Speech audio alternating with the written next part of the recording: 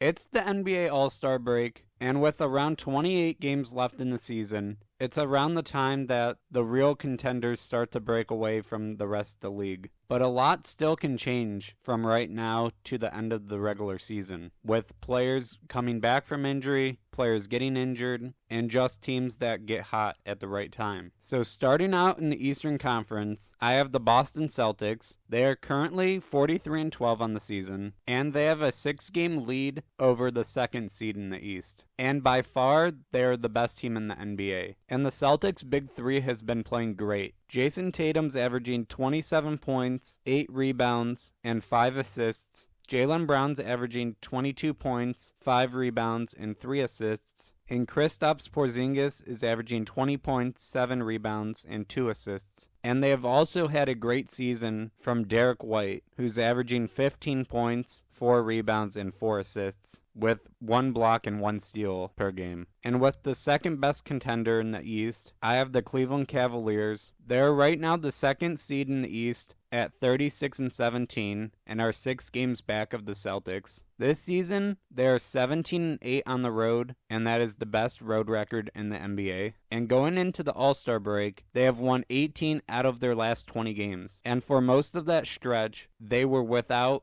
Darius Garland and Evan Mobley. This season, Donovan Mitchell is putting up MVP caliber numbers, averaging 28 points, 5 rebounds, and 6 assists, and is second in the NBA in steals at 1.9 per game. Darius Garland's also averaging 18 points and 6 assists. Evan Mobley's averaging 16 points and 10 rebounds. And Jarrett Allen has been playing amazing, averaging 15.6 points and 10.6 rebounds, and is also averaging 1.2 blocks and 1.8 steals per game. And this Cavaliers lineup has a lot of depth and are one of the best defensive teams in the NBA. Next, I have the New York Knicks. They are currently the 4th seed in the East at 33-22 and are 10 games back of the number 1 seed. And going into the All-Star break, they have lost 4 games in a row. But they are dealing with a lot of injuries. Like Julius Randle dislocated his shoulder, and he will be re-evaluated in probably around a week. And OG Anunoby is also out. He had surgery to remove a loose bone fragment in his right elbow and will be re-evaluated in 2 more weeks. But Jalen Brunson is having a great season, averaging 27.5 points per game, 4 rebounds, and 6.5 assists. And at the trade deadline, they got Alec Burks and Bojan Bogdanovic. But once this team gets healthy, I could definitely see them going on a Eastern Conference Finals run. Then I have the number 3 seeded Milwaukee Bucks. They are currently 35-21 and 8.5 games back of the Celtics, but they have been struggling a lot since signing Doc Rivers as their head coach. They are 3-7 with Doc as their head coach. Giannis is having another incredible year, averaging almost 31 points per game, 11 rebounds, and 6 assists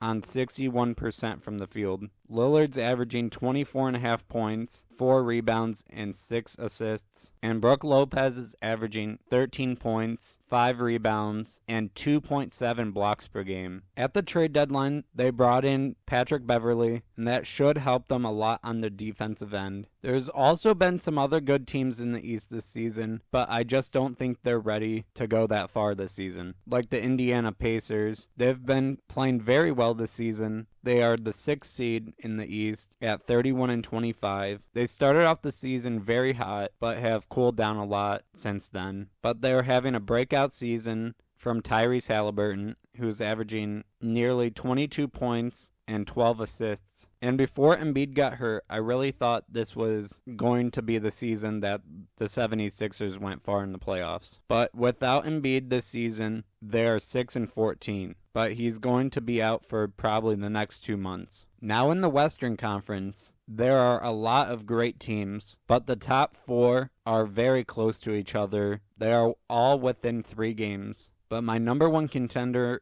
in the West is the Los Angeles Clippers, who are currently the number 3 seed and are 2 games back of the Timberwolves. They are 20-6 at home this season and have won 7 out of their last 10 going into the All-Star break. This is the first time since 2019 where Kawhi Leonard has been very healthy He's averaging 24 points, 6 rebounds, and 4 assists, and 1.7 steals, and is shooting 45% from 3. Paul George is averaging 22.5 points, 5 rebounds, and 1.6 steals, and is shooting 39% from 3. And James Harden is averaging 17.5 points, 5 rebounds, and 8 assists, and is shooting 42% from 3. And this team also has a lot of depth.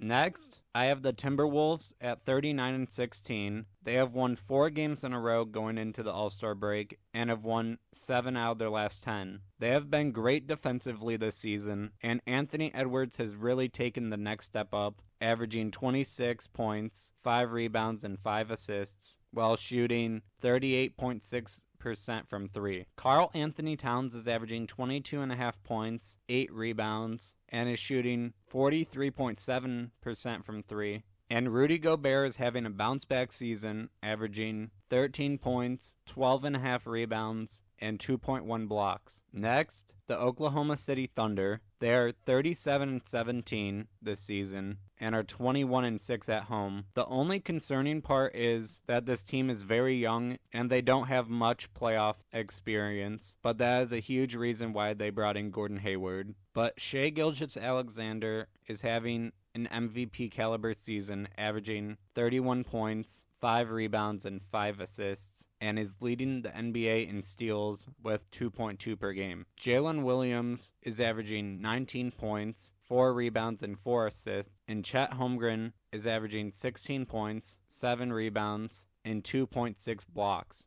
Next, the Denver Nuggets. They are 4th in the West at 36-19 and 3 games back of the Timberwolves. They are 21-5 at home this season, but going into the All-Star break, they have lost 3 games in a row. Right now, Nikola Jokic is the front runner to win MVP. He is averaging 26 points, 12 rebounds, and 9 assists. Jamal Murray is averaging 20 points, 4 rebounds, and 6 assists, and is shooting 41% from 3. And Michael Porter is averaging 16 points, 7 rebounds, and is shooting 39% from 3. But come playoff time, I could see them needing someone like Bruce Brown, who they had last season. Then we have a step down, but still a very good team in the Phoenix Suns, who are 33-22 and are 6 games back of the number 1 seed. And going into the break, they have won 7 out of 10, and this team is finally starting to get healthy. Kevin Durant is averaging 28 points, 6 rebounds, and 5 assists, and is shooting